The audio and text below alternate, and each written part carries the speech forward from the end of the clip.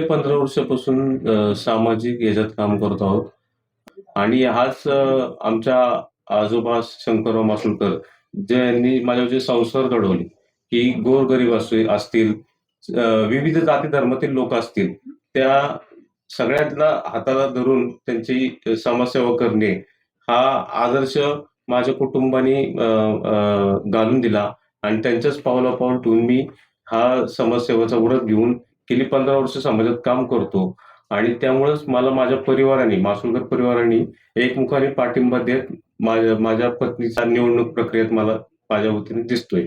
एकंदरीत पाहिलं तर उमेदवारी आणि निवडणूक याच्यामध्ये आरोप प्रत्यारोप हे होतच राहतात.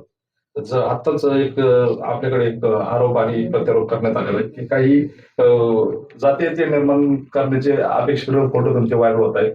त्याबद्दल काय माहिती आहे? अतिशय हास्यास्पद आहे हे खरं तर. विरोधकांना 10 वर्ष संधी भेटली. त्यांनी त्यांची कामं सांगण्याच्या ऐवजी कारण त्यांच्याकडे काम सांगायला नाहीच आहे. तर त्यांच्याकडे काम काय आहे किंवा काम सांगण्यासाठी नाहीये, तर मग काय मतं मिळवण्यासाठी काय करायचं? जातीत तेढ कसं निर्माण होईल आणि त्या माझ्यावर आरोप कसे करतील, हे त्यांनी आता सध्याचा विडा उचललेला आहे आणि कुठलाही त्याला अर्थ नाही. माझ्या नावावर कुणाला एक साधी कानाखाली मारल्याची एनसी सुद्धा नाहीये. त्यांनी चेक करावं आणि मग बोलावं, की बाबा आरोप करताना किंवा तुम्ही कुणावर आरोप करता, काय करताय?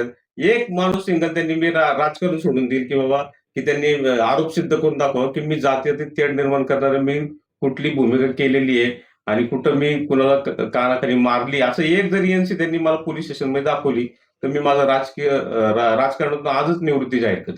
पहिल्यापासूनच मी माझ्या मासुळकर परिवाराने, माझे शंकरराव मासुळकर आजोबांनी माझ्यावर एकदम चांगले संस्कार केले. संयम मला अख्खा प्रभाग नंबर 9 अतिशय संयमी म्हणून मला ओळखतो. माझी कामाची पद्धत त्यांनी गेली 13-14 वर्ष बघितलेली आहे आणि त्यातूनच मी कधी विरोधकांच्या जे जे असे घाणेरडे आरोप करतात, त्यांना कधीही बळी पडणार नाही.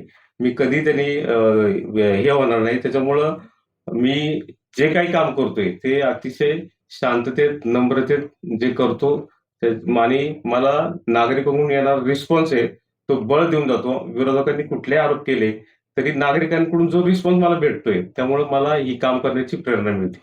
खरं तर ती विकासाच्याच मुद्द्यावर झाली पाहिजे, पण विरोधकांकडं विकासाचा मुद्दा राहिला नाही. त्याच्यामुळं ते जाती-जातीत कसं तेढ निर्माण होईल, याच मुद्द्यावर ते लक्ष ठेवून आहेत.